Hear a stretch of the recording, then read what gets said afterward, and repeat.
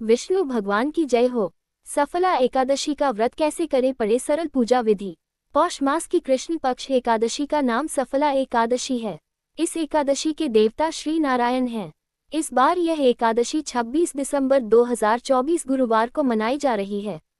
इस भूल कर भी चावल का सेवन नहीं करना चाहिए, क्योंकि एकादशी के दिन चावल खाना मांस और रक्त का सेवन करने जैसा माना जाता है। जिस तरह नागों में शेषनाग, पक्षियों में गरुड़, ग्रहों में चंद्रमा, यज्ञों में अश्वमेध और देवताओं में भगवान विष्णु श्रेष्ठ हैं, उसी तरह सभी व्रतों में एकादशी व्रत सर्वश्रेष्ठ माना गया है। जो मनुष्य सदैव एकादशी का व्रत करते हैं वे श्रीहरि को परम प्रिय होते हैं। यह एकादशी व्रत अत्यंत भक्ति और श्रद्धापूर्वक करना चाहिए। इस एकादशी के व्रत के समान यज्ञ, तीर्थ, दान, तप तथा और कोई दूसरा व्रत नहीं है। पौष मास की कृष्ण पक्ष की सफला एकादशी अपने नाम की तरह ही हर कार्य को सफल बनाने वाली मानी गई है। सफला एकादशी व्रत का फल 5 वर्ष तप करने से जो फल मिलता है उससे भी अधिक इस एकादशी से मिलता है। पूजन विधि। एकादशी व्रत के लिए दशमी के दिन सिर्फ दिन के वक्त सात्विक आहार करना चाहिए। सायंकाल के समय दातुन करके पवित्र होना चाहिए। रात्रि के समय भोजन न करें। भगवान श्री नारायण के स्वरूप का स्मरण करते हुए सोएं। एकादशी के दिन सुबह स्नानादि से निवृत्त होकर साफ कपड़े पहनकर व्रत का संकल्प लें। हर भक्त को विधिपूर्वक इस व्रत को करना चाहिए। पूजन के लिए ऋतु फल, नारियल, नींबू, नैवेद्य आदि 16 वस्तुओं का संग्रह करें। इस सामग्री से श्री विष्णु तथा देवी लक्ष्मी की पूजा करें। घर में बने पूजा के स्थान पर दीप जलाकर भगवान श्री विष्णु का गंगा जल से अभिषेक करें।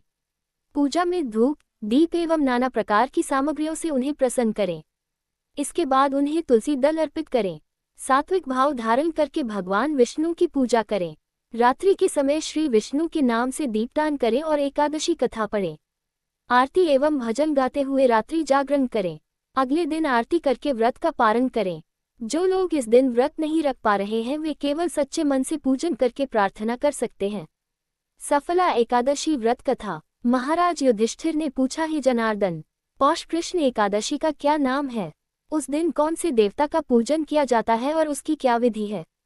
कृपया मुझे बताएं। भक्तवत्सल भगवान श्री कृष्ण कहने लगे कि धर्मराज, मैं तुम्हारे स्नेह के कारण तुमसे कहता हूँ कि एकादशी व्रत के अतिरिक्त मैं अधिक से अधिक दक्षिणा पाने वाले यज्ञ से भी प्रसन्न नहीं होता हूँ।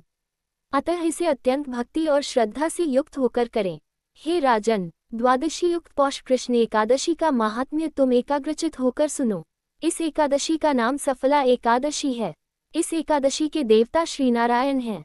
विधिपूर्वक इस व्रत को करना चाहिए। जिस प्रकार नागों में शेषनाग, पक्षियों में गरुड़, सब ग्रहों में चंद्रमा, यज्ञों में अश्वमेध और देवताओं में भगवान विष्णु श्रेष्ठ हैं, उसी तरह सब व्रतों में एकादशी का व्रत श्रेष्ठ है। जो मनुष्य सदैव एकादशी का व्रत करते हैं वे मुझे परम प्रिय हैं। अब इस व्रत की विधि कहता हूँ। मेरी पूजा के लिए ऋतु के अनुकूल फल, नारियल, नींबू, नैवेद्य आदि 16 वस्तुओं का संग्रह करें। इस सामग्री से मेरी पूजा करने के बाद रात्रि जागरण करें। इस एकादशी के व्रत के समान यज्ञ, तीर्थ, दान, तप तथा और कोई दूसरा व्रत नहीं है। 5000 वर्ष तप करने से जो फल मिलता है उससे भी अधिक सफला एकादशी का व्रत करने से मिलता है। हे राजन, अब आप इस एकादशी की कथा सुनिए। चंपावती नगरी में एक महिष्मान नाम का राजा राज्य करता था। उसके 4 पुत्र थे। उन सब में लुम्पक नाम वाला बड़ा राजपुत्र महापापी था। वह पापी सदा परस्त्री और वेश्यागमन तथा दूसरे बुरे कामों में अपने पिता का धन नष्ट किया करता था। सदैव ही देवता, ब्राह्मण, वैष्णवों की निंदा किया करता था। जब राजा को अपने बड़े पुत्र के ऐसे कुकर्मों का पता चला तो उन्होंने उसे अपने राज्य से निकाल दिया। तब वह विचारने लगा कि कहाँ जाऊं, क्या करूं। अंत में उसने चोरी करने का निश्चय किया। दिन में वह वन में रहता और रात्रि को अपने पिता की नगरी में चोरी करता तथा प्रजा को तंग करने और उन्हें मारने का कुकर्म करता। कुछ समय पश्चात सारी नगरी भयभीत हो गई। वह वन में रहकर पशु आदि को मारकर खाने लगा। नागरिक और राज्य के कर्मचारी उसे पकड़ लेते किंतु राजा के भय से छोड़ देते। वन के एक अति प्राचीन विशाल पीपल का वृक्ष था। लोग उसकी भगवान के समान पूजा करते थे। उसी वृक्ष के नीचे वह महापापी लुम्पक रहा करता था। इस वन को लोग देवताओं की क्रीड़ास्थली मानते थे। कुछ समय पश्चात पौष कृष्ण पक्ष की दशमी के दिन वह वस्त्रहीन होने के कारण शीत के चलते सारी रात्रि सो नहीं सका। उसके हाथ पैर अकड़ गए। सूर्योदय होते होते वह मूर्छित हो गया। दूसरे दिन एकादशी को मध्याह्न के समय सूर्य की गर्मी पाकर उसकी मूर्छा दूर हुई। गिरता पड़ता वह भोजन की तलाश में निकला। पशुओं को मारने में वह समर्थ नहीं था, अतः पेड़ों के नीचे गिर हुए फल उठाकर वापस उसी पीपल वृक्ष के नीचे आ गया। उस समय तक भगवान सूर्य अस्त हो चुके थे। वृक्ष के नीचे फल रखकर कहने लगा, हे भगवान, अब आपके ही अर्पण है ये फल, आप ही तृप्त हो जाए। उस रात्रि को दुख के कारण रात्रि को भी नींद नहीं आई। उसके इस उपवास और जागरण से भगवान अत्यंत प्रसन्न हो गए और उसके सारे पाप नष्ट हो गए।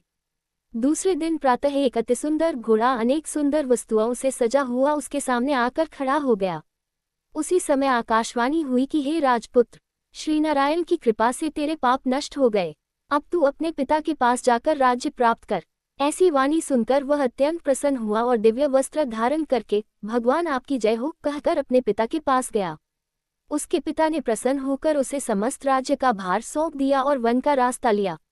अब लुम्पक शास्त्रानुसार राज्य करने लगा। उसकी स्त्री पुत्र आदि सारा कुटुंब भगवान नारायण का परम भक्त हो गया।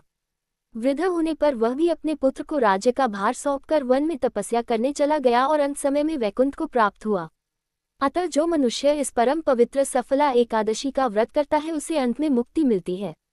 जो नहीं करते वे पूंछ और सींगों से रहित पशुओं के समान हैं। इस सफला एकादशी के महात्म्य को पढ़ने से अथवा श्रवण करने से मनुष्य को अश्वमेध यज्ञ का फल मिलता है। वीडियो अच्छी लगी हो तो चैनल को सब्सक्राइब, लाइक, कमेंट और शेयर करें। विष्णु भगवान की जय हो।